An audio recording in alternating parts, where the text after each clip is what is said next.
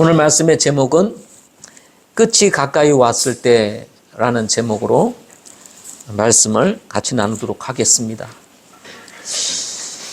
연말이 되면은 한 해를 정리해야 된다는 생각 속에서 말씀을 또 준비하게 됩니다.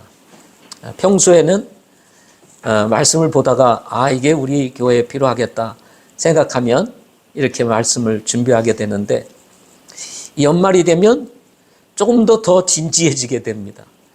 어떤 말씀을 전하는 것이 좋을까? 그런 생각들로 마음이 이렇게 집중하게 되는데요. 그래서 오늘 이 베드로전서 4장 7절부터 11절에 있는 말씀으로 함께 말씀을 나누고자 합니다.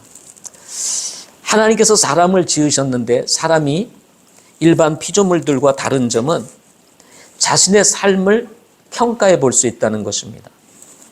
뭘 잘했고 무엇을 못했는지, 무엇을 그만두고 무엇을 할 수 있는지, 원인과 과정과 결과는 어떠했는지, 수고와 노력에 대한 생산성은 어떠했는지, 작년과 올해는 어떻게 달라졌는지 등등 우리 자신을 살펴보고 평가할 수 있게 된다는 것입니다. 가장 사람을 많이 닮았다고 할 수 있는 원숭이가 자신의 인생을, 원생을 평가할 수 있을까요? 평가를 못합니다.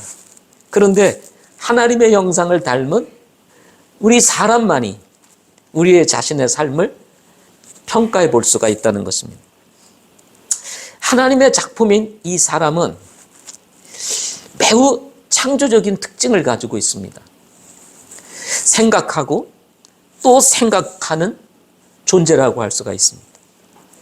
그리고 생각을 하고 또 생각을 하다 보니 사람은 발전적입니다. 그래서 자신이 스스로 발전적이지 못하다고 생각되어질 때 약간의 그 자괴감이 생길 수가 있게 되는 것입니다. 머물러 있는 곳에 만족하지 못하는 것도 여기에 있다고 할 수가 있습니다. 늘 자라고 성장하고 발전하고 싶은 욕구가 우리에게 있다는 것입니다.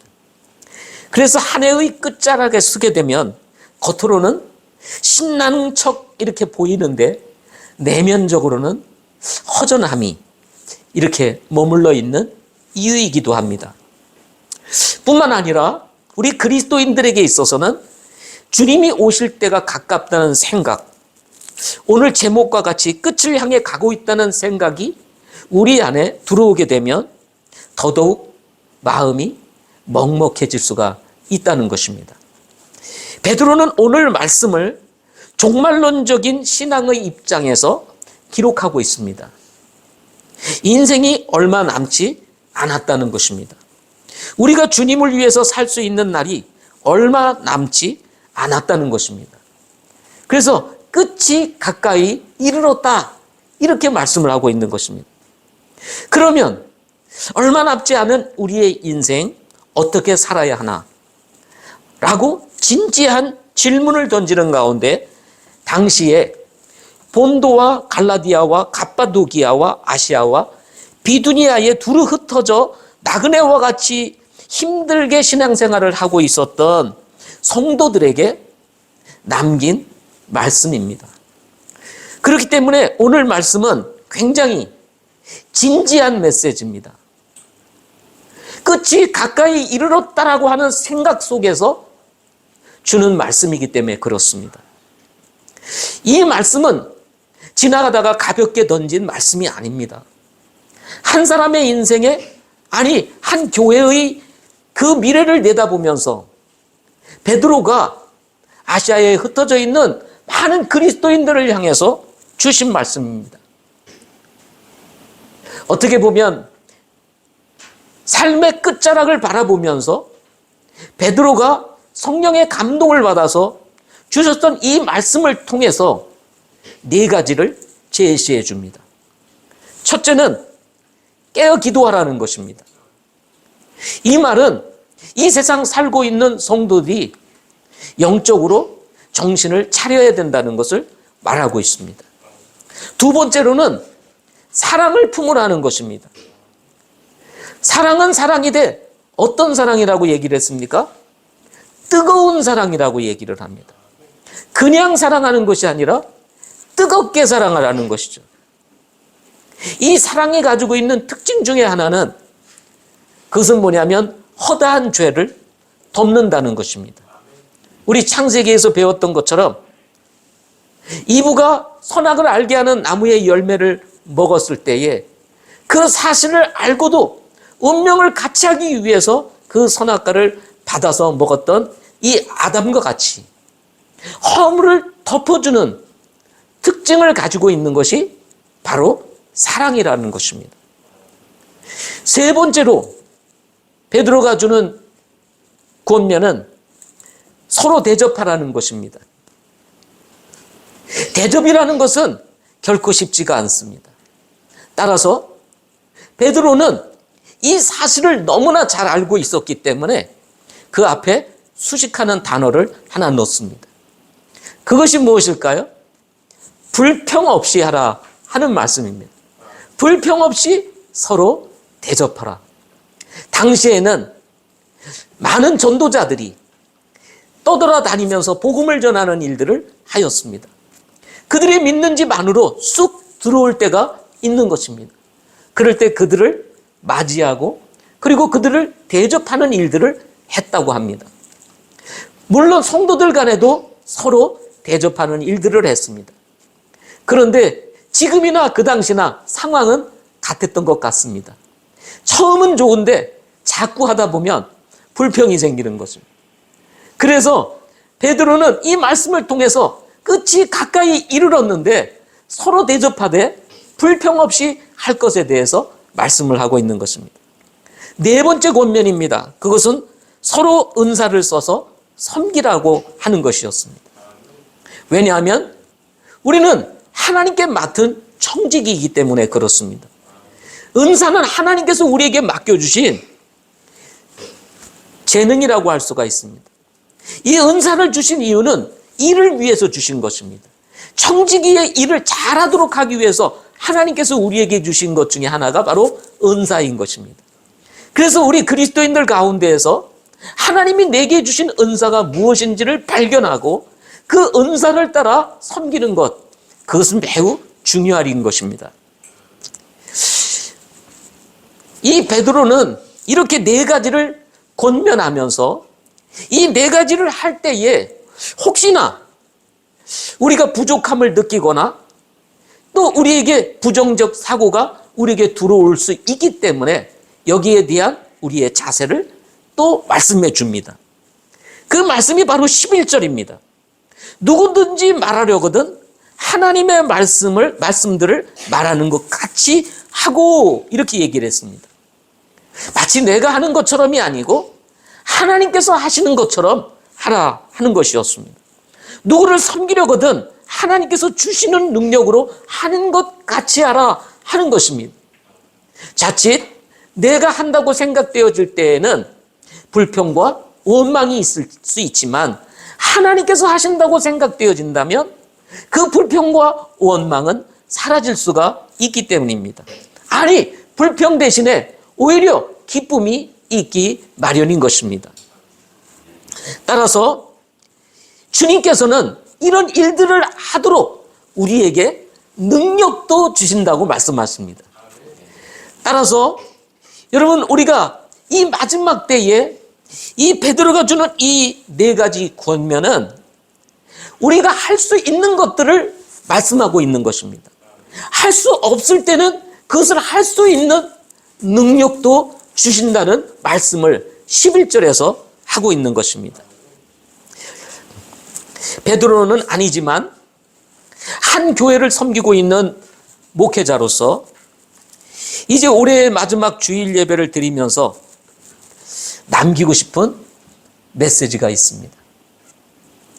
베드로가 마지막 때에 남겼던 권면의 말씀처럼 올 한 해를 이제 보내면서 남기고 싶은 메시지, 그것을 같이 나누고자 합니다. 첫째는 여기까지 도우신 에베네셀의 하나님께 감사를 드리자 하는 것입니다. 이제 한 해를 보내고 새해를 맞이하게 됩니다. 다시 25년을 붙잡고 싶어도 붙잡을 수가 없습니다. 25년을 다시 시작하고 싶어도 시작할 수가 없습니다. 우리는 내일로 돌아갈 수가 없습니다. 이제 오늘 지나가면 다시는 이날은 오지 않습니다. 그러나 우리가 그리스도 안에서 분명히 우리 안에 새겨져 있는 신앙의 확신 한 가지가 있습니다. 그것이 무엇입니까? 다시 돌아갈 수는 없지만 지난 시간 동안 분명한 것은 하나님께서 우리를 인도해 주셨다는 것입니다. 이것만은 분명하다는 것입니다. 우리가 이해를 잘 할 수 있든 이해가 잘 안 되든 사실은 뒤돌아보면 여기에는 선하신 하나님의 인도하심이 있다는 것입니다. 한 해를 보내면서 우리가 할 수 있는 것, 우리 믿는 성도들이 가져야 될 것 중에 하나는 우리가 새해를 맞이하기 전에 여기까지 인도하신 하나님께 우리가 감사를 드리고 이 한 해를 보내자는 것입니다. 사무엘상 7장에 보면 사무엘이 이스라엘 백성들에게 마음을 다해 주께 돌아오려거든 이방 신들과 아스다롯을 제거하고 주께로 향하고 그분만 섬기면 하나님께서 당시 이스라엘에게 어려움을 주었던 블레셋 사람들의 손에서 건져내시겠다고 말씀을 하십니다. 사무엘을 통해서 하나님께서 이스라엘 백성들에게 주신 메시지입니다. 사무엘상 7장 3절에 있는 말씀입니다. 이 말을 사무엘로부터 들었던 이스라엘 백성들이 사무엘에 준 이 메시지를 사무엘을 통해서 주신 이 하나님의 말씀을 그대로 받아들이기로 결정을 합니다. 그래서 우리가 주만 섬기겠습니다 하고는 그때부터 주님만을 섬기게 됩니다. 이때 사무엘이 이스라엘 백성들에게 말하기를 미스바로 모여라. 내가 너희를 위해 주께 기도하리라 하고 말씀하십니다.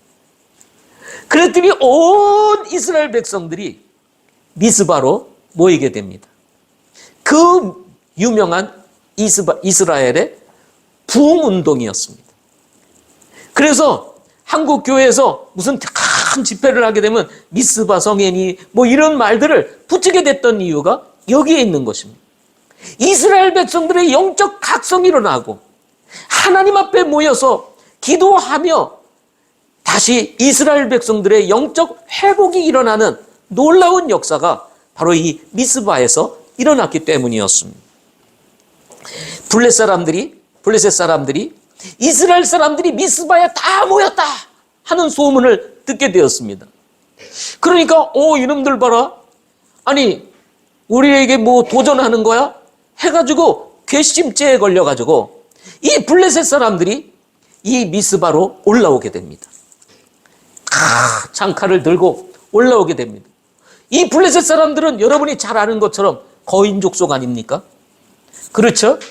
거인 족속이 힘센 사람들이 군사를 이끌고 몰고 올 때에 얼마나 두렵고 떨리는 일이었겠습니까?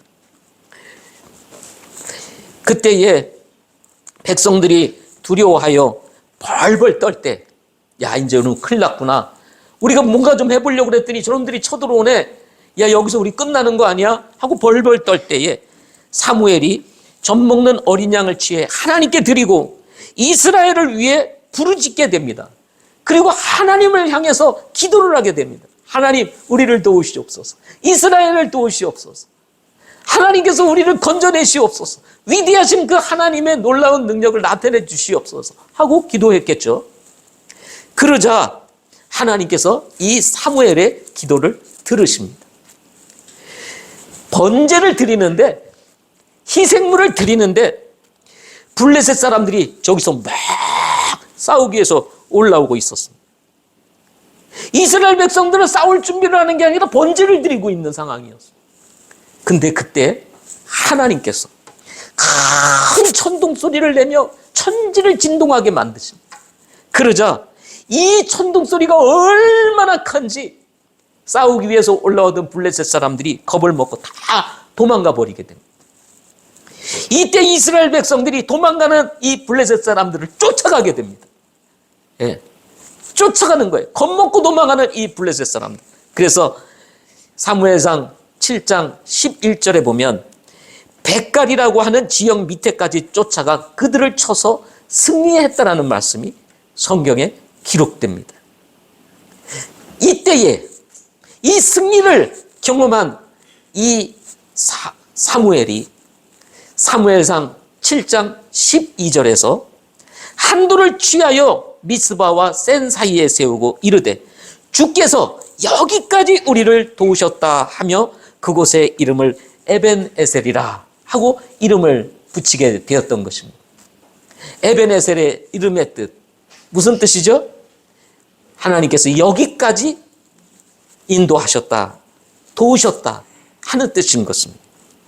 지난 25년 1월 1일 한 해를 시작하여 오늘에 이르기까지 우리가 여기에 있을 수 있는 것은 하나님의 도우심이 있었기 때문인 것입니다.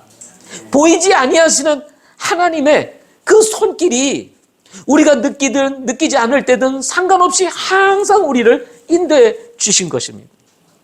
우리를 사랑하시는 하나님께서 자신의 목적과 부르심을 따라 협력하여 최선으로 인도하시는 그런 분이시기 때문인 것입니다. 우리가 이 과정에서는 잘 못 느껴요. 그러나 어느 언덕을 한번 딱 넘고 나서 힘든 언덕을 한번 딱 넘고 나서 뒤돌아보면 하나님께서는 우리를 최선으로 인도하셨구나. 내가 생각하는 것보다 더 좋은 곳으로 나를 인도하셨구나. 하나님의 선한 뜻이 여기에 있었구나 하는 것을 우리가 깨닫게 되는 것입니다. 우리는 너무 사실은 오래 참거나 바라보지를 못하고 현실주의적인 것이 강합니다. 오늘 힘들면 힘들다고 말할 때가 많은 거죠. 하나님은 저기 좋은 계획을 하고 계시는데 그래서 때때로는 하나님을 이해하지 못할 때가 있습니다. 그러나 뒤돌아보면 그게 아니라는 것을 깨닫게 되는 것이죠.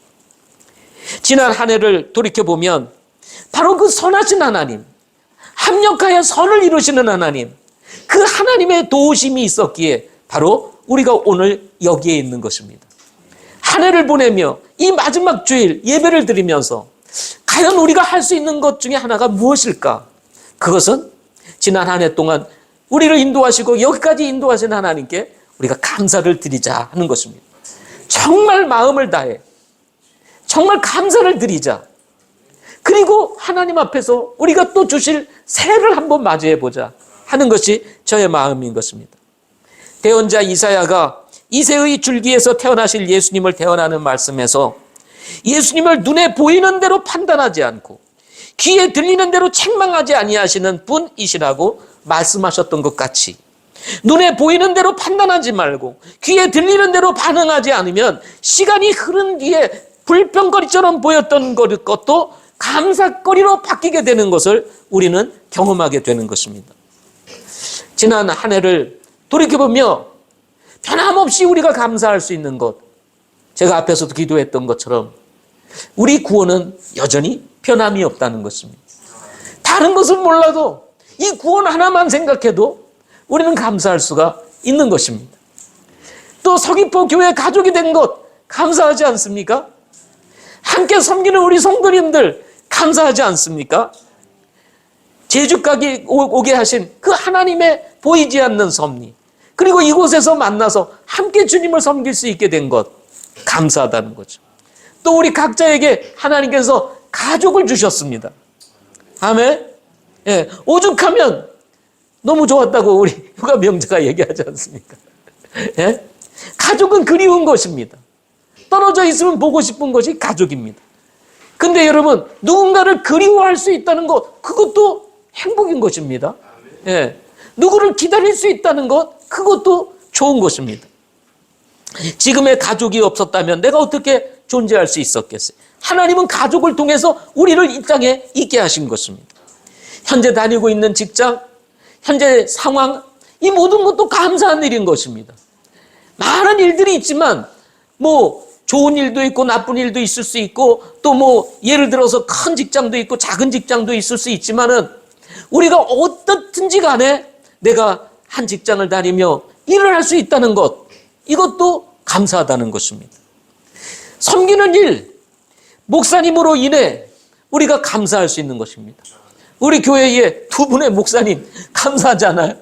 한 분도 모시기 힘든 교회 두 분을 가지고 계셨으니 우리 서귀포 교회는요 복 받은 교회입니다. 그것도 베테랑 목사님들 아닙니까? 예? 십수년 동안은 사역을 하시면서 쌓여있는 이것들을 우리 서귀포에 가서 다 쏟아내고 있잖아요. 예? 저기서는 자충우도로 하면서 갔어요. 근데 그게 다 정리돼가지고 그야말로 엑기스만 줄 수 있는 것들이 바로 우리 교회에 있는 거예요. 예. 작다고 작은 게 아닙니다, 사실은. 예. 우리의 지금의 형편, 뭐 우리가 항상 더 좋은 것을 생각하다 보니까 뭐 이렇게 마음이 낮아질 수 있는, 좀 이렇게 할 수 있는지 모르겠지만은 여러분 가만히 생각해 보면 지금의 형편 감사한 겁니다. 네. 내가 잠잘 수 있고 먹을 수 있고 그리고 다닐 수 있고 얼마나 감사한 일이에요. 네. 저는 가끔 그렇게 생각합니다. 아침에 일어날 때마다 내가 숨을 쉴 수 있다는 거, 내가 숨 쉬며 다시 일어날 수 있다는 거.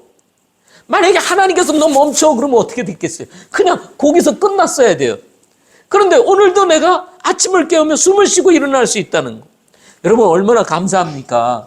하나님께서 오늘이라는 기회를 또 열어주시는 거죠.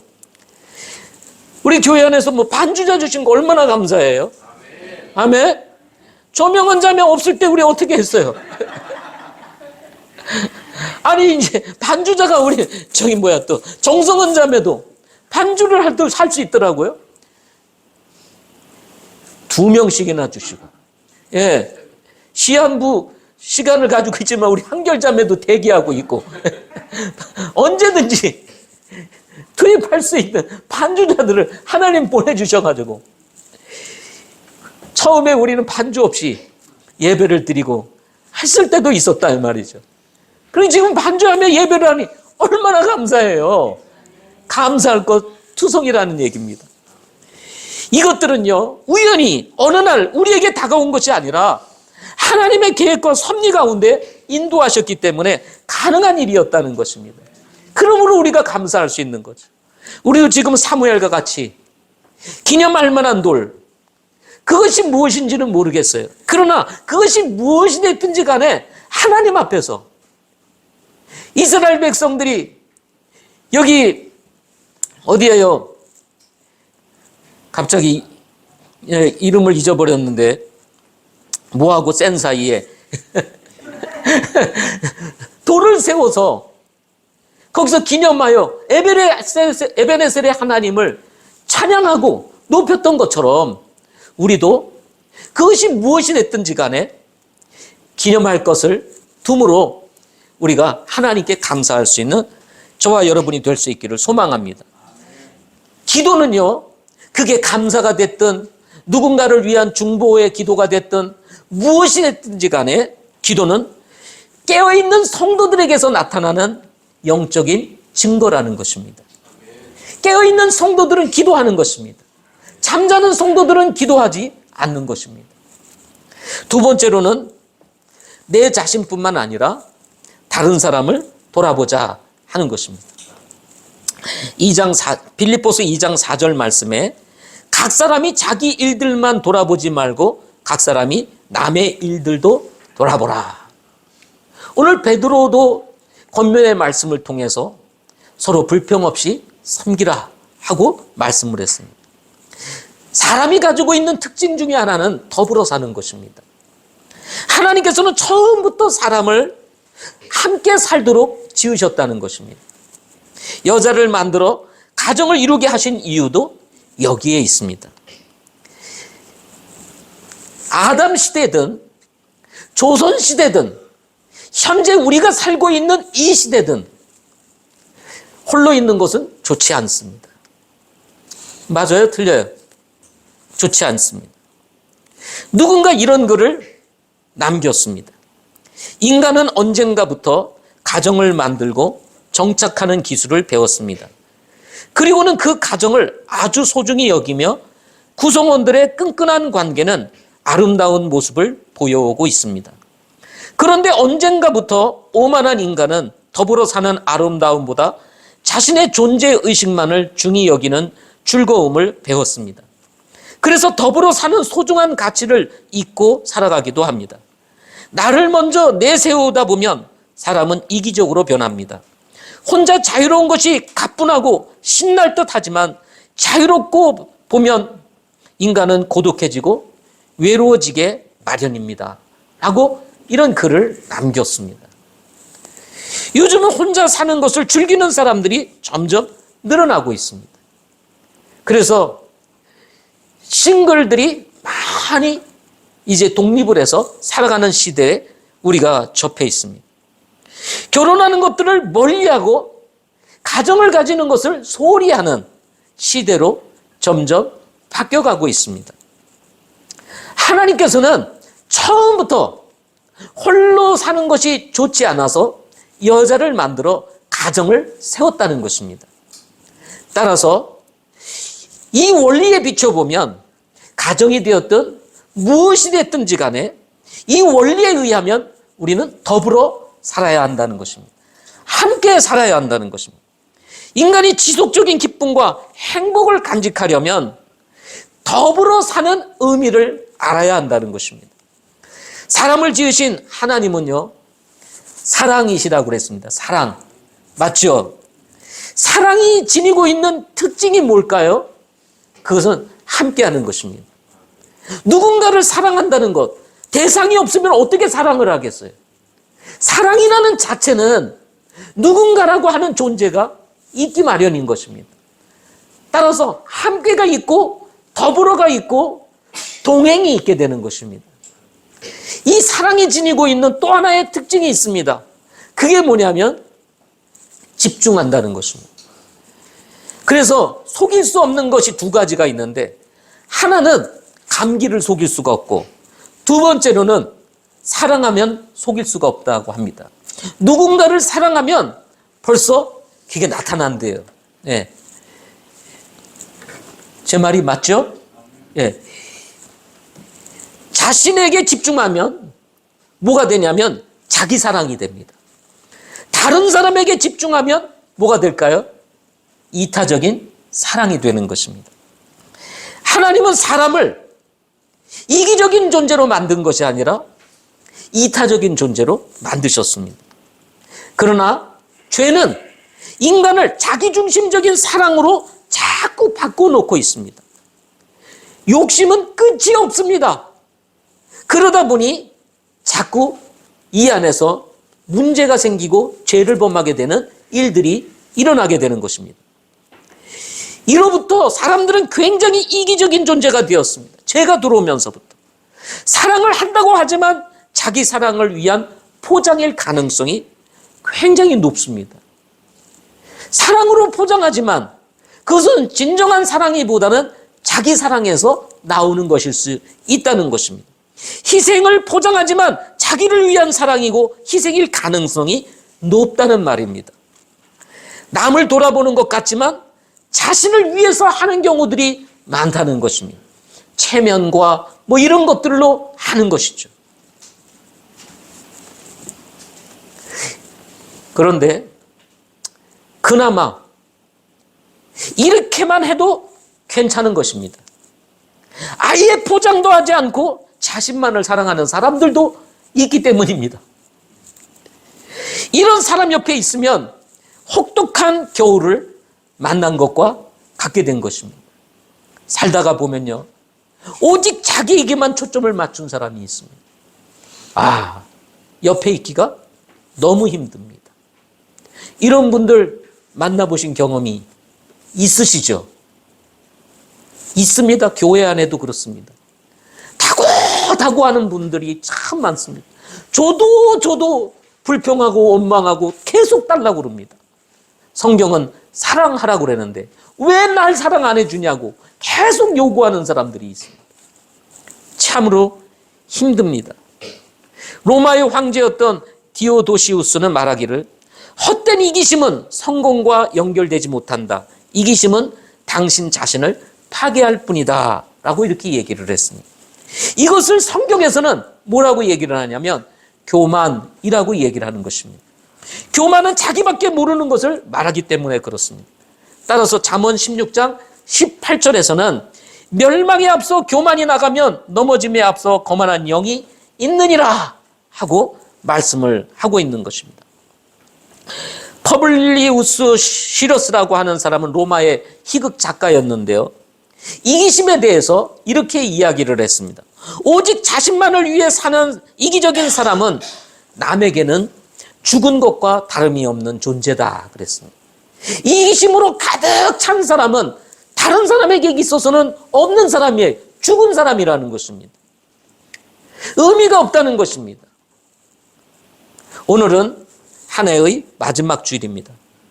한 주를 앞에 두고 우리는 무엇을 생각하고 넘어가야 할까요? 그래서 우리가 구원받은 사람인데 어떻게 살아왔는지를 생각해 보아야 하지 않을까 하는 것입니다. 살아있다고 하지만 다른 사람에게 나는 어떤 사람인가? 죽은 사람인가? 산 사람인가? 한번 생각해 볼 필요가 있다는 것입니다. 내 자신만 보이고 다른 사람은 보이지 않는가 하는 것입니다. 내 일만 보이고 다른 사람의 일은 보이지 않는가? 우리는 한번 생각해 볼 필요가 있다는 것입니다. 내가 지금 살아갈 수 있는 이유는 함께하고 있는 소중한 분들을 하나님께서 우리에게 주셨기 때문에 가능하다는 것입니다. 내가 먹고 사는 일이 내가 일을 잘해서 물론 그럴 수도 있지만 함께하는 분들이 있기 때문에 가능한 것입니다. 사실 여러분 생각해 보십시오. 내가 뭐 사업을 한다 해도 사업을 할 수 있는 사람들이 있으니까 가능한 거죠. 내가 식당을 차렸습니다. 와서 먹어주는 사람이 있으니까 사업이 되는 거죠. 나 혼자 뭘 어떻게 할 수 있겠습니까? 내가 오늘 살아갈 수 있는 것은 바로 그런 사람들이 있기 때문에 살아갈 수 있는 거예요. 내가 일할 수 있는 것은 바로 그런 분들이 있기 때문에 내가 일을 할 수가 있다는 얘기입니다. 하나님께서 함께 할 수 있도록 허락하신 분들을 돌아볼 수 있는 시간이 될 수 있기를 소망합니다. 내 생각의 함정에서 나와 다른 사람의 생각을 공유해보자 하는 것입니다. 내 생각이 옳다는 생각에서 나오는 다툼에서 벗어나 다른 사람의 생각이 더 옳을 수 있다는 생각으로 이끄는 낮은 마음을 한번 가져보자 하는 것입니다. 솔로몬은 잠언 23장 23절에서 사대, 팔지 말아야 할 것 세 가지가 있는데 반드시 사대, 팔지 말아야 될 것 세 가지가 있대요. 예.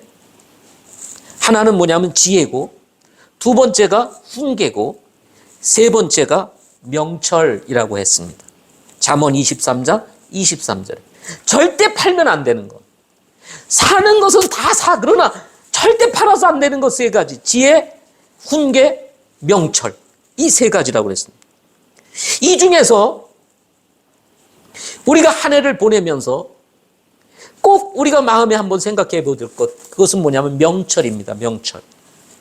이 명철이라는 단어를 영어 성경으로 보면 understanding입니다.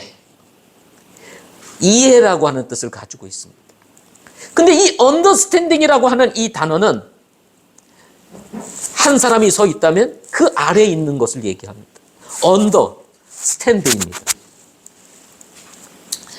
다른 사람 밑에서 생각해 보는 것을 말합니다. 이렇게 되면 그 사람을 이해할 수 있다는 것입니다. 그 사람의 입장으로 내려가서 생각해 보면 이해할 수가 있다는 것입니다. 사람을 이해할 수 있을 때 우리는 일도 함께 할 수 있고, 교회에서는 찬양도 함께 할 수 있고, 같이 섬길 수도 있고, 교제도 할 수가 있게 되는 것입니다. 이해하지 못하게 되면 찬양하는 것도 교제하는 것도 쉽지가 않다는 것입니다. 행복은 함께함으로 시작된다는 사실을 우리는 잊지 말아야 됩니다. 다른 사람을 위해서 이제 한 해를 보내면서 돈도 써보시기를 바랍니다. 나만을 위해서. 물론 여기 그런 분은 안 계시겠지만은. 그런데 한번 이제 이 연말을 보내면서 며칠 남지 않았는데 한번 소중한 사람이 누군가를 생각해보고 한번 돈도 써보시기 바랍니다. 시간도 한번 나눠보시기를 바랍니다. 또 마음도 한번 줘보실 수 있기를 바랍니다. 이때 필요한 것은 계산하지 말자 하는 것입니다. 계산하면서 하지 말고 한번 마음을 열어서 줘보자는 것입니다. 누구에게? 자녀에게. 누구에게? 아내에게. 누구에게? 남편에게. 누구에게? 부모에게. 그리고 우리가 그리스도 안에서 형제 자매들에게, 소외된 사람들에게, 가깝고도 먼 당신이라고 느껴지는 그런 분들에게 한번 우리가 서로 돌아볼 수 있는 기회를 삼아보자 하는 것입니다. 한 해를 보면서, 한 해를 보내면서 이런 아쉬움이 우리에게 남아있을 수 있기 때문에 그렇습니다. 섬기고 싶었던 분이 있는데 섬기지 못하고 넘어갈 수 있잖아요. 그렇죠? 그것이 우리 친척일 수 있고 누가 될 수도 있습니다. 이 한 해를 보내는 이 마지막 며칠 남지 않는 이 시간에 그 기회를 가져보시면 마음이 훨씬 더 좋아질 줄 압니다. 새해를 맞이하는 자유함이 우리에게 있을 수 있기 때문에 그렇습니다. 마음에 찜찜하게 남아있는 뭐가 있으면 꼭 올해가 지나기 전에 한번 해보시기를 바랍니다. 셋째로는 씻고 가자 하는 것입니다.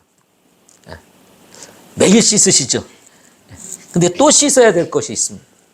에베소서 5장 26절에 보면 이것은 그분께서 말씀을 통해 물로 씻음으로 교회를 거룩히 구별하고 정결하게 하려 하심이요. 이렇게 말씀을 했습니다. 여기서 물로 씻음으로 그랬는데 여기서 물은 말씀을 상징적으로 의미합니다. 한 해를 넘어가기 전에 씻고 가자는 것입니다. 물로 씻음으로 교회를 거룩하고 그리고 거룩히 구별하고 정결하게 하려 하셨던 것처럼 우리도 씻을 것이 있으면 씻고 가자는 것입니다.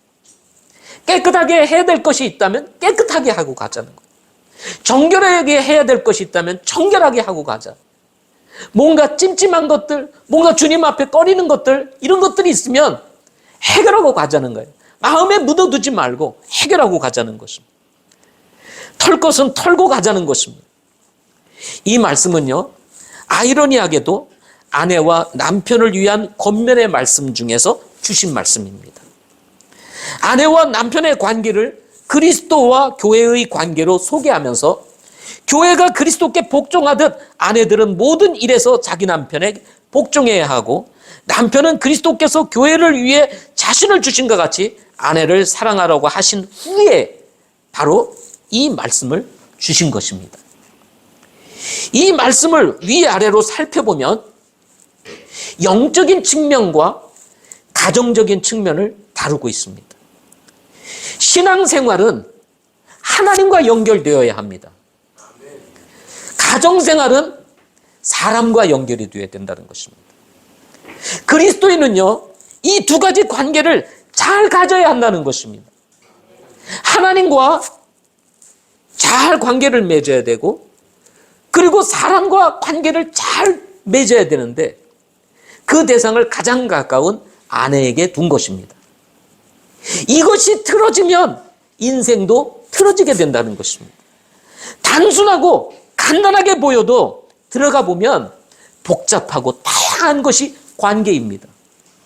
이런 관계 속에서 얽히고 설키며 살아가는 것이 우리들일 수가 있습니다. 겉으로 보이는 모습과 달리 내면에 보이지 않는 나는 힘들고 어려운 가운데 있을 수 있다는 것입니다. 한 번은요, 연말 연시 마지막 우리 목장 모임을 하면서 사업을 하는 한 집사님이 이런 말을 하였습니다. 연말이 되면서 일이 많아져 늦게 퇴근을 한다는 것입니다. 그러다 보니 이런저런 모임에 사실 모이기가 쉽지가 않은 거죠. 시간을 낸다는 것이. 그런데 그런 모든 것들을 뒤로하고 이 목장 모임에 잘 참여하시는 집사님이 하시는 말씀입니다. 그래서 늦게 퇴근한다는 거예요. 연말이 됐는데. 그러면서 하는 말이 몸은 힘든데 마음은 좋다. 이렇게 얘기를 합니다. 몸은 힘든데 뭐예요? 마음이 좋다는 것입니다. 연말인데 일이 없으면 마음이 얼마나 힘들겠습니까? 그런데 연말에 일이 많은 거예요. 한편으로는 쉬고 싶은 마음이 있죠. 연말이 되면 남들 다 쉬려고 분위기 잡고 막 어디 간다 뭐 한다 막 하는데 나는 일하고 있으면 좀 짜증 날 수도 있죠. 그런데 노는 것보다는 뭐예요? 일하는 게 마음이 훨씬 좋더라는 겁니다. 그래서 그렇게 얘기했답니다. 바빠도 일이 있으니 감사하죠. 그랬더니 그럼요. 그렇게 옆에 있던 형제가 이런 말을 듣고 있다가 이런 말을 했습니다. 맞는 말입니다. 몸이 힘든 것보다 마음이 힘든 것이 더 힘들더라고요. 네. 몸이 힘든 거는 견딜 수가 있어요. 근데 마음이 힘들면 참 견디기가 쉽지가 않습니다. 네. 무엇이든지 씻고 가야 합니다. 혹시 우리 마음에 힘든 것들이 있지 않을까요? 정결해야 할 것, 또 거룩해야 될 것, 그러지 못했다면, 또 뭔가 여기 해결되지 않은 어떤 문제들이 있다면, 이런 문제들을 정리하고 갈 필요가 있다는 것입니다. 이때 필요한 것이 무엇일까요? 바로 자백이라고 하는 것입니다. 그리고 용서라고 하는 것입니다. 그리고 화해라고 하는 것입니다. 요한일서 1장 9절에 보면 만일 우리가 우리의 죄들을 자백하면 그분께서는 신실하시고 의로우사 우리의 죄들을 용서하시며 모든 불의에서 우리를 깨끗하게 하실 것이다 그랬습니다. 하나님이 가지고 계시는 긍휼하심이 있는데 그것은 뭐냐면 우리가 무슨 잘못을 했든 무슨 죄를 범했든 우리가 자백하면 주님은 용서하신다는 것입니다. 우리 하나님 용서하신다. 우리가 믿는 하나님이 좋으신 이유가 여기에 있습니다. 그야말로 정말 용서받을 수 없는 일조차도 주님 앞에 나가서 진심으로 자백하면 주님은 용서해 주신다는 것입니다. 문제는 주님은 용서해 주시는데 우리가 용서를 안 한다는 거예요.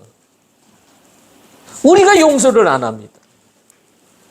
주님은 용서하는데 우리는 종종 주님 앞에 가서 용서해 주세요. 제가 잘못했습니다. 제 잘못을 용서해 주세요. 깨끗하게 해주세요. 하는데 진작 누군가 나에 대해서 뭔가 못마땅한 마음이 있거나 미운 마음이나 이런 것이 있는데 이걸 풀지를 못하는 겁니다. 그래서 마음에 맺혀 있는 것들이 있을 수가 있습니다. 주님이 우리를 용서했듯 우리도 용서해야 합니다. 그리스도인들의 삶에 영적으로 이렇게 막혀 있는 듯한 느낌, 떡 먹다 걸린 것 같이 뭔가 이렇게 막힌 것 같은 느낌이 있을 때는 이런 부분이 있을 수가 있습니다. 시편 66편 18절에 보면 죄를 품으면 하나님께서 듣지 아니하신다 이렇게 말씀을 했습니다. 기도를 하는데도 뭔가 이게 이렇게 자유함이 없는 거죠. 기도를 하는데도 뭐가 막힌 것 같아요. 그것은 해결되지 않은 어떤 문제들이 우리 안에 있을 수 있기 때문에 그렇습니다. 마태복음 5장 22절 23절에 보면 나는 너희에게 이르노니 누구든지 까닭 없이 자기 형제에게 화를 내는 자는 심판의 위협에 처하게 되고 누구든지 자기 형제에게 라가 바보라고 말하는 자는 공회의 위협에 처하게 되고 누구든지 너 어리석은 자요 하고 말하는 자는 지옥불의 위협에 처하게 되리라.